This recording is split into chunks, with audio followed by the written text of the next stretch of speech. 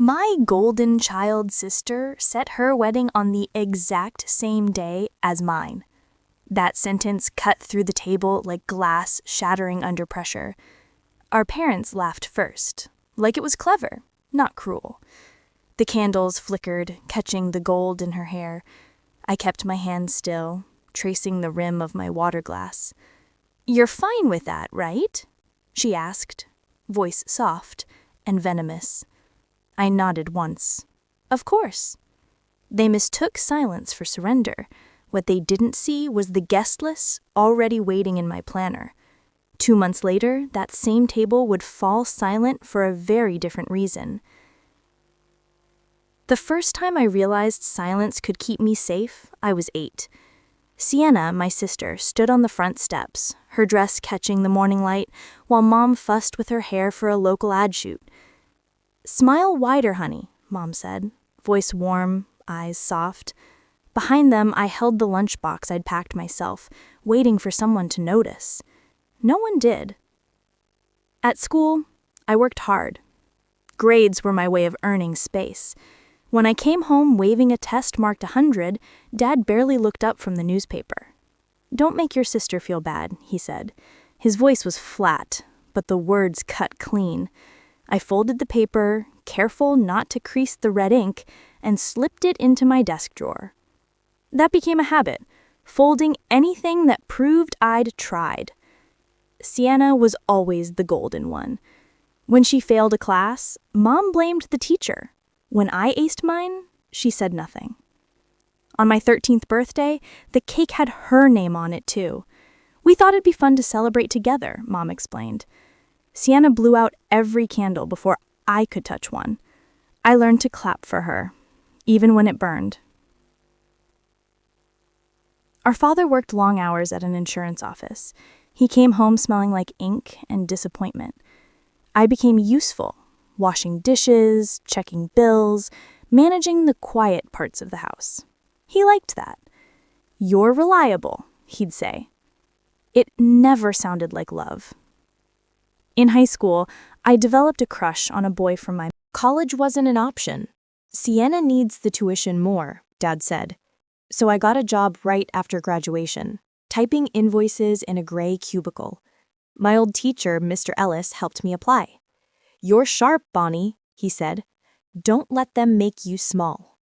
I thanked him, but small felt safe. I moved out at 22, into a 1-bedroom apartment downtown. It was quiet, white walls, ticking clock, shelves lined with color-coded files. I liked the order.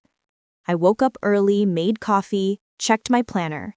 Every entry was written by hand. I didn't trust memory. It bends too easily.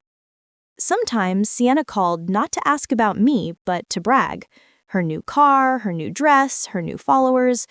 Our parents adored her stories. "She's doing so well," Mom said once. "You could learn from her." I nodded, as always. Silence kept the peace. But inside that quiet, something else grew. A precision. I learned how to wait, how to listen, how to notice what everyone else missed. The folded papers of my childhood turned into the lists and receipts of my adulthood. Proof stacked neatly in drawers. That was when I understood silence wasn't peace. It was preparation. The call came on a Tuesday night. Rain tapped against the window while I updated the guest list on my planner. The screen lit up. Sienna. I almost didn't answer. "Hey," she said, her tone too bright. "So, funny thing, my wedding date just got confirmed. It's the same day as yours." For a second, all I heard was the clock. "The same day?" I repeated.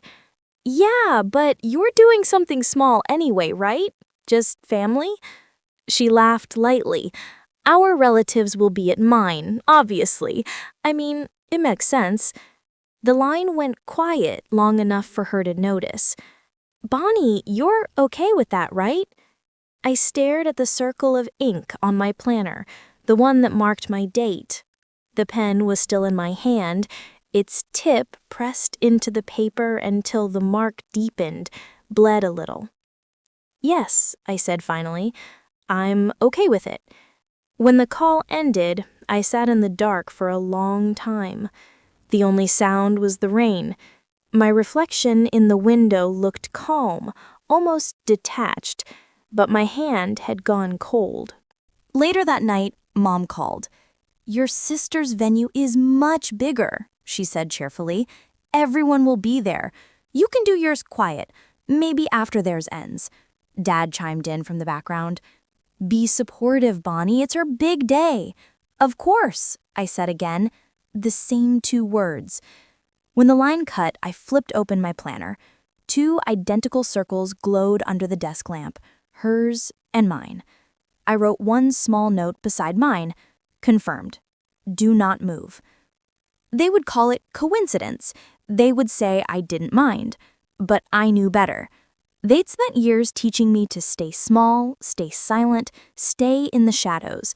This time, I would stay right where I was, under the same light they thought belonged only to her. The morning after that call, I woke up before the alarm. The apartment was gray and still, the kind of quiet that sounds like waiting. Steam from my coffee fogged the window, blurring the skyline of Chicago. I opened my planner and ran a finger over the word confirmed. The ink had dried smooth. At 8 sharp, I walked into the office. I'd been at that company 9 years, long enough to know how to make things happen without being noticed.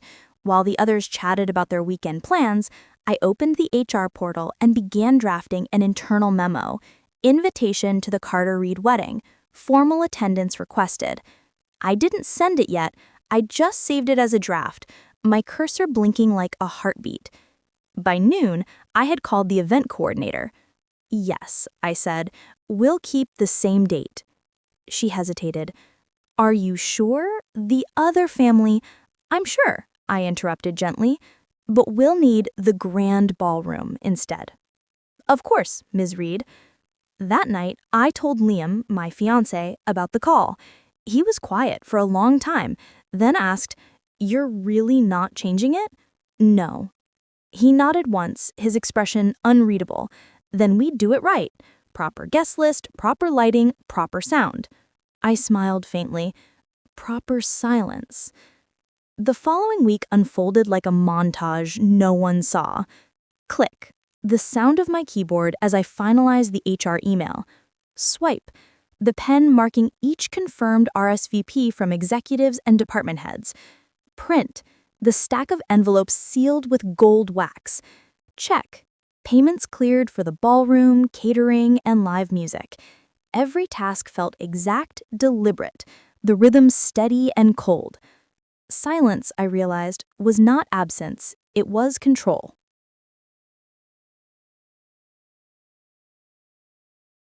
Mom called again midway through the week. "Your sister's reception is going to be beautiful," she said. "You'll come by to help set up, won't you?" I looked at the file of invoices beside me. "I'll be busy that day," I said. "Busy? But it's her wedding." "Yes," I said softly. "It is." She didn't notice the difference in my tone. She never did. At night, I'd spread everything on the dining table, the seating chart, the printed guest list, the timeline for the ceremony. Liam sat across from me, reviewing details. "You're sure this isn't too much?" he asked once. "Not enough," I replied. He smiled, slow and proud. "Then let's make it perfect." We visited the venue together a week later. The grand ballroom stretched wide and luminous, chandeliers scattering light like ice. "It's elegant," I told the manager, "but keep it understated." "Yes, ma'am." I touched the fabric of the drapes, thick ivory, soft under my fingertips. No excess decoration. I want people to hear the quiet. The staff looked puzzled. Liam didn't. He understood. Each night, I recorded small details, the final guest count, the seating for Mr. Carter, Liam's father, the CEO. I adjusted schedules, reserved parking for senior executives, arranged for live musicians from the company's charity gala list. Every name I added made Sienna's guest list thinner by default. She and her fiancé, Noah, had chosen the same venue, complex 2 halls, same floor. She thought it would humiliate me. When the final confirmation email arrived from HR, attendance mandatory for all upper management, I read it twice, then archived it. One evening, I found an old box in my closet. Inside, among old papers, was the folded test I'd once hidden as a child.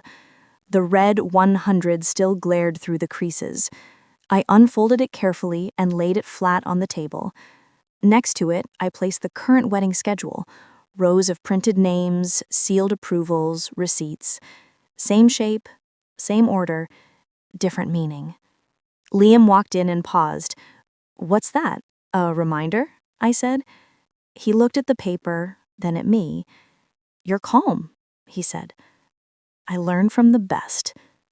Your family?" The night before the wedding, I barely slept. I ironed the dress, checked the planner one last time, and placed it by the window where the dawn light would hit first. The city outside was quiet, traffic muted. I watched the sunrise, its reflection turning the glass gold. At 7 a.m., my phone buzzed. Mom again. "Your sister's so nervous," she said. "She keeps asking if you're jealous." "I'm not," I said. "Tell her not to worry. I won't get in her way." "You're such a good girl," Mom sighed, relief in her voice. I hung up before she could hear me whisper, "Not anymore." In the stillness that followed, I could almost hear the next day breathing, waiting. 2 weddings, 1 date, same address. They thought it would crush me. They didn't realize they'd just booked a front row seat to their own silence. The air that morning felt heavier than usual, almost metallic, the kind of quiet that comes before a storm. Calm, but charged. I arrived early, the hem of my dress brushing against the marble floor of the hotel lobby. Staff hurried past with bouquets and trays of champagne. 2 signs at the entrance read, Ballroom A, Reed Carter Wedding, Ballroom B, Sienna and Noah. Same day, same building. 2 versions of the truth.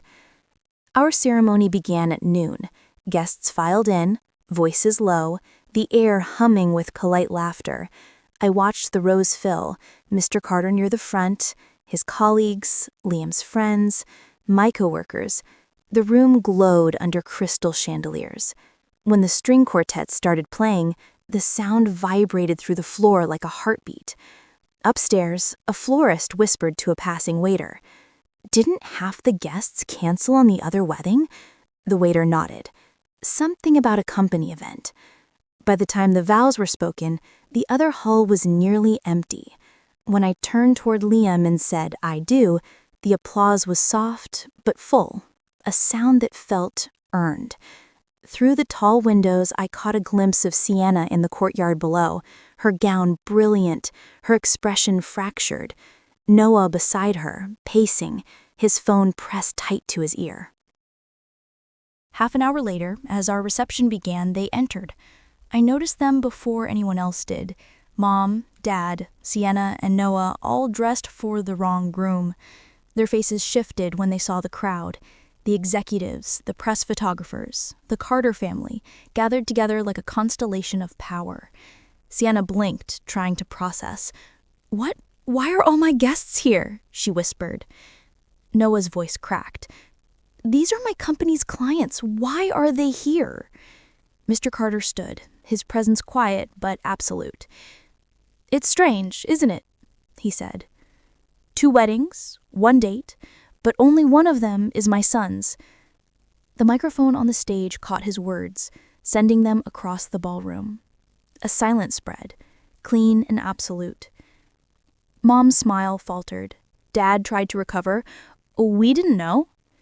Mr. Carter turned toward them, his tone mild. "You didn't have to. Some people only understand order when it stops including them." Sienna reached for Noah's arm. "Say something." He stepped back instead, his collar tight. "You told me this date would humiliate her." Sienna's voice shook. "You agreed." Their argument spilled into the quiet like static. Guests exchanged looks, cameras flashed. I didn't move. I stood by the table, glass in hand, the same posture I'd held during the dinner where it all began. The reflection of the chandelier flickered on the surface of my drink. My planner sat on the table beside the guest book, closed, clean. Mr. Carter spoke again, softer this time. "Let's keep this day for the people who earned it." At his signal, the staff guided the intruders out, calmly, politely, the way you remove noise from a room meant for music. As the doors closed behind them, the quartet began a new piece, slow and measured. The tension melted into applause. I raised my glass, not high, just enough to see my own reflection tremble slightly in the wine. Liam touched my hand. "They're gone," he said quietly. "I know." Across the hall, I caught the faint echo of another door slamming. Ballroom B. Most likely someone shouting, then nothing. The sound dissolved into the music, into the soft hum of conversation. "They came to see me fail," I said under my breath. Instead, they saw what silence can build. Liam smiled, small and steady. "And destroy." We clinked glasses once, not for victory, but for balance restored. The rest of the evening unfolded in calm waves. No speeches, no drama, just the steady rhythm of forks against porcelain. Laughter that belonged in the right room this time. When it ended, I took one last look around. The chandelier light, the guests, the polished floor where my reflection stood clear and unbroken. The silence they left behind was perfect. The morning after the wedding, the city was washed clean. The skyline glowed pale gold through the window, the streets below damp and quiet. I stood in the kitchen, barefoot, stirring sugar into my coffee. The cup clicked softly against the counter, steady, measured. Liam was still asleep. The sound of his breathing blended with the hum of the refrigerator. On the dining table lay my planner, closed now, its pages slightly warped from overuse. Beside it, our marriage certificate rested flat under the morning light. The seal caught a shimmer the same color as the ink I'd used to circle that date months ago. For years, I had folded proof of myself small enough to hide in drawers. Grades, receipts, unspoken things. Yesterday, I finally unfolded them all. No confrontation, no raised voices. Just a quiet line drawn straight through everything that used to hurt. I thought of Sienna. Maybe she woke to silence too. An empty inbox, an unanswered call, the sound of her own reflection cracking. Maybe our parents sat in their house, still trying to understand a moment the room stopped clapping for them. I didn't feel joy imagining it, just distance. The kettle whistled softly. I turned it off before it grew loud. Liam entered, hair mussed, eyes half open. "Morning," he said. "Morning," I replied. We didn't talk about the wedding. We didn't need to. It had already done what it needed to, and something old, begin something quiet. When he left for work, the apartment settled into a calm rhythm again. I opened the window slightly. The air smelled like rain and bakery bread from the shop downstairs. Somewhere far off, a train moved through the city, its horn low and fading. I sat at the table, opened my planner one last time, and drew a clean line under the final entry. Reed Carter, wedding completed. Then I closed it and placed it beside the certificate. The light shifted across both papers, merging them into one soft reflection. Silence this time didn't mean absence. It meant ownership. In families like mine, power doesn't shout, it withdraws. And when it does, the room finally learns what silence sounds like. It isn't empty, it's earned. It's the sound of boundaries settling into place, of peace finding its own volume after years of being spoken over.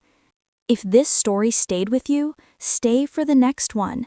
Every silence hides a reckoning. Every reckoning starts with one quiet act of courage.